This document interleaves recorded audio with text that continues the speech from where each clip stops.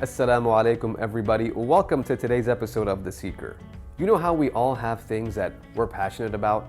No matter where we end up in life professionally, we just can't seem to get them out of our heads.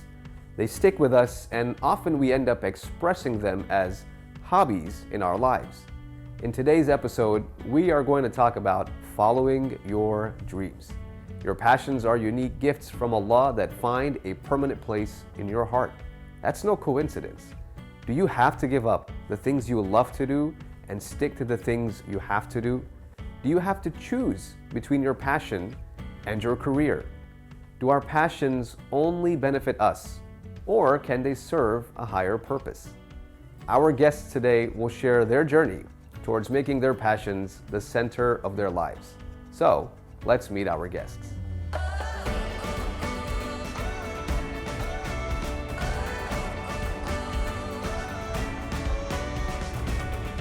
Welcome back to The Seeker. I am your host, Arshad Anwar, and today I have two guests with me on the show. We got two Atlanta influencers, Afreen Khundmiri, a local artist who's doing wonderful things with her work, and we have Ayesha Ansari, who is the founder of 𝐤𝐴𝐻𝐡. You've probably seen her on Instagram reviewing your favorite or not so favorite restaurant. So, Assalamu alaikum, guys. Wa alaikum assalam. Very happy to have both of you on the show. Afreen, I do want to thank you for populating our set with your wonderful art. So thank you for providing us with this, and we have a couple extra pieces today. I'm very excited that we get to share your work. Alhamdulillah. By the way, I really like this glass. I am a germaphobic, and I'm so happy that Seekers is following CDC rules. So we are filming this during COVID. We're trying to make sure we give as much protection to you guys as we can. So I appreciate you being a germaphobe. Yeah, that also helps, right? Oh yes, definitely. Absolutely. Ayesha, I want to start with you, and I want to ask you a question about, you're doing some entrepreneurship. You've got a business where you're providing food, you're doing some reviews. Is that what you wanted to do? Did you know that's what you were going to be doing when you went into college? Absolutely not. When I first started college, I had no idea what I was doing. It doesn't help that I graduated a year early at 17. But I started as a business major. I wasn't really feeling it. I changed to pre-med, just like most Muslim kids. I had my little pre-med phase. I wasn't feeling that either, and I knew there had to be something that I actually felt passionate about. And after I took a few psychology classes, I realized it made every aspect of my life clear. Things that I was dealing with myself, things that I was seeing in my community with people I was volunteering with children I worked with, just everything. So that's when I decided that I wanted to pursue psychology. And then in my last year of college, I was like, you know what? I also am crazy obsessed with food, so why not start a food page? I started it, alhamdulillah, things went pretty well. So one day I decided I wanted to start selling my cheesecakes and start selling food, make a business out of it. So yeah, that's where I am right now. So it's interesting, you started off wanting to go into business, found your passion for psychology, but then you still got to start a business at the end of it. Ironic, right? Ironic, yeah. Well, no, but it's amazing, meaning if you have the skills and the talents, why not go for it? What about the future for you? What does it look like going ahead? What do you see in your future? Yeah, so I am currently pursuing my master's degree in clinical mental health counseling. I want to be a licensed counselor, and the reason I want to do this is because through my undergrad in psychology, I learned more about counseling and how important it is, especially for minority populations or immigrant populations, basically a lot of things that us Muslims are. And there was a time in college where I needed counseling, and when I sought a counselor, I was paired with someone who didn't understand what it was like being a Muslim, what it was like, having Muslim parents and having to dress a certain way, and just the cultural norms and the background that I came from. And that's when I realized I needed to fill this gap. So that was when I decided that I wanted to be a counselor. And I also decided that I wanted to do my 𝐤𝐴𝐻𝐡 business and start catering and selling desserts, because you know what? Is there a rule in life that says we can only do one thing? I don't think there is. I want to do both of those things, and I'm going to try my best to do both of them. Awesome. And I'm really happy that you referenced yourself, for our audience, that, I did go and seek help when I needed help. I went to look for a counselor. And we do need to fill that gap, but it's so important for young people to know that when we need help, we should absolutely go out and seek help. Of course. And Afreen, because you mentioned parents, I want you to talk a little bit about your father. Your father was 𝐸 Khundmiri, and I know you introduced me to him at another event we were at, but tell us about your father. My father and I, we share a very special relationship. He was my best friend, my mentor, my most adherent supporter. He was a celebrity. I was a fangirl. I was his biggest fan. He was a celebrity, larger than life. I have seen him doing talk shows on TV. I have seen people lining up outside the house, want to take picture with him, want to meet him. But he wasn't born with silver spoon. His struggles were different than mine, but he understood my struggles. I have seen him as my teacher more than as my dad. He taught me to be strong. He taught me to respect others. He taught me to be humble. More importantly, he taught me to speak up against injustice. So if I have to describe my father in one statement, he didn't teach me to how I should live my life. He set an example for me how to live my life with his actions and attitude. So he inspired me to be who I am right now. That's amazing. And is that how you kind of take his legacy and how you deal with your kids? How you Absolutely. Deal with I'm a cool mom. I am really friendly with my kids. We have open relationship. I believe in open relationship. I want to be available for my kids. I want them to come and talk to me, concerned with me, than rather going and talk to the strangers. So we have really tight relationship. Sometimes I act as I'm according to their age and try to be goofy and cool. But I would say 80% I am a cool mom, but 20% I am a typical mom, because sometimes you have to discipline your kids. So you have to lay down the law. Yes, exactly. No, that's awesome. And that's also something else about our community that we need to understand, right? We need to fill the gap when it comes to providing counseling, mental health services, but we also need to make sure that we have good relationships as family units, and it's really important. Tell us more about what you do with your art and what it means to you. Art is, that's how I connect with my father. Art is how I connect with my faith, and art is how I fulfill my obligations as Muslim to my community. Through my art, I raise funds and help the less fortunate in Hyderabad, and I also auction my art to help non-profit organizations across the US.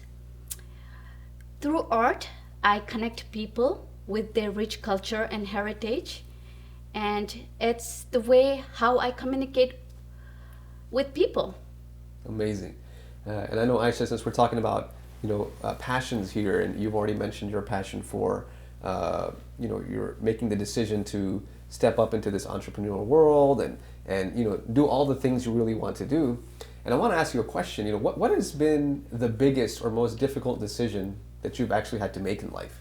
The biggest decision I've had to make is when I decided that I wanted to pave my own path. And what I mean by that is I was on track to, get a business degree and then get some corporate job. And then I was on track to become a doctor, and that I just felt like I had a deeper need to do something I have more of a passion for. So that's why I chose psychology, and I decided that I wanted to pursue a career in counseling. And I don't think that many Muslim counselors in the area. There's really not that many. So it was difficult at first to convince my parents to let me do that, and that it was a right fit for me. And then on top of that, starting Ayesha Eats and opening a business with that.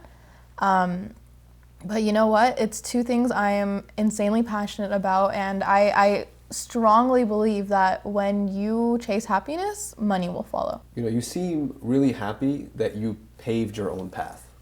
Every day I wake up and I feel like I'm about to take on a new adventure. I decide, do I want to work more in my business today? Do I want to apply to more grad schools today? What am I going to work on? And I think it's really important in life to wake up in the morning and decide what you want to do with your day. That makes a lot of sense, right? And so that's why we've established Seekers Institute. We wanted to provide people an opportunity for personal development, right? Filling another gap in the community. People need the tools, need the knowledge to be able to work out their lives, and we wanted to make sure we definitely had that opportunity for them. Afreen, I want you to talk about something that I know you have shared with your audience on social media, and it's a very profound story, and that is about your challenges with dyslexia. I would like to describe dyslexia into 4 stages. Stage 1, when I didn't know the meaning of dyslexia, I didn't even know the word dyslexia exists. I knew I was different. I knew I was struggling with reading and writing and pronouncing words, but I didn't understand the reason why I was struggling. I thought every kid go through the same phase, and I was just not giving enough. And I got extremely frustrated. I reached to new heights. One day, I pretended like I was having really bad stomach pain because I didn't want to go to school. I wanted to avoid going to school. So I cried my lungs out, and my parents got really worried, and they rushed me to the hospital. Doctors done all tests on me, and everything came normal. They didn't know the reason why I was struggling with my stomach pain. They decided to cut me open. So during the surgery, I fell into coma. Wow. And I don't know exactly what happened. I was just 8 or 10 years old. I didn't know exactly what happened. I gained consciousness after 3 days. That changed me completely. So I promised myself that I was never going to do anything like that, anything drastic like that in my life. And then stage 2, where I became very determined. I want to follow my dreams. I didn't just want to dream, I want to chase my dreams. I want to make my dream come true. And then stage 3, where I chased my dream, became something in my life. I came here, I joined Kennesaw State University, and I was studying finance, and that's when I learned about dyslexia. When I learned about dyslexia, I was in denial. I couldn't understand how this could have happened to me. I thought I was normal, but that period didn't stay for too long.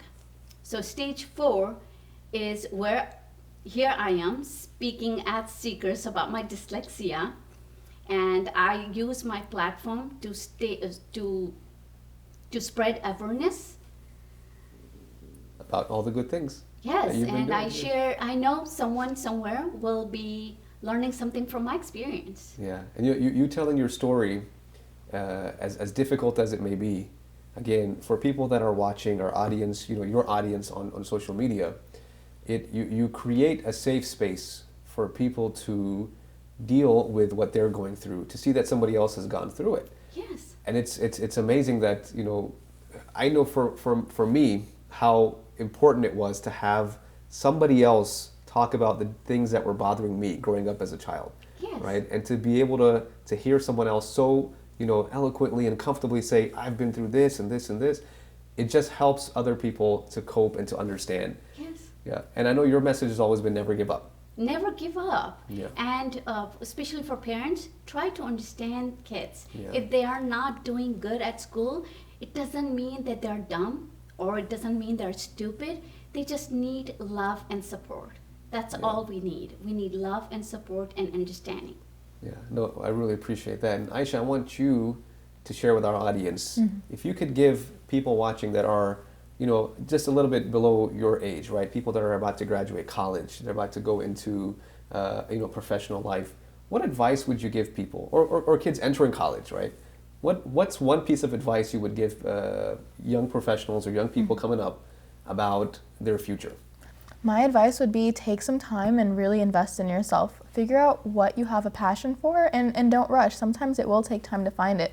Figure out what you have a passion for and then work towards that, because when you're passionate about something, the fruits of your labor are going to be so much greater. Your passion is where the money is.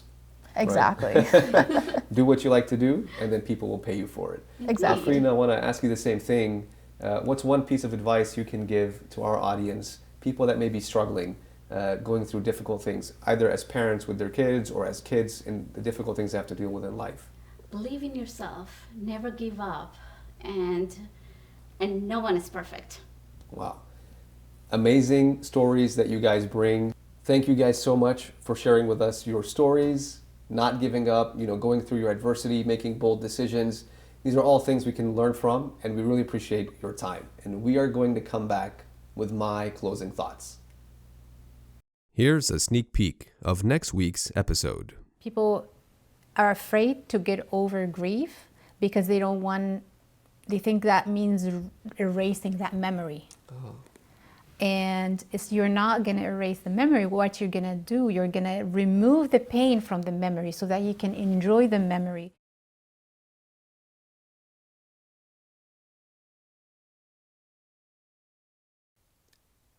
Our guests today shared with us how they were able to turn their passions into their life's work. Ayesha is in the phase where she's continuing higher studies and planning her future. Afreen is settled with a family. As we see from their example, it's never too late nor too early to embark on the journey of making your passions your reality. We know that all of us are created differently. Allah hasn't made us all the same. He has endowed each and every one of us with skills and talents that come natural to us, as well as a drive that takes us down one road or another. Don't ignore that natural calling inside of you.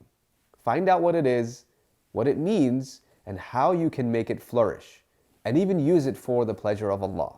So, now that you know, Seekers Institute can show you how.